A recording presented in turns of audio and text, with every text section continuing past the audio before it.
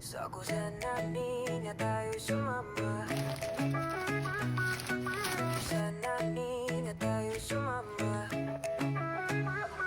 Sa kusina niya tayo sumama. Isang magandang dilag na si Joanisa. Natural na luto, walang halong drama. Sigurado manalo, laging may bago, lutong ganado.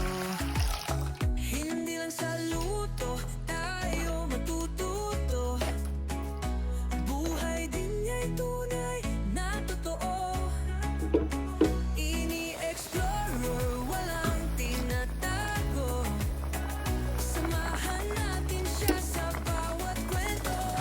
Joanisa, suportan natin siya sa flow niya.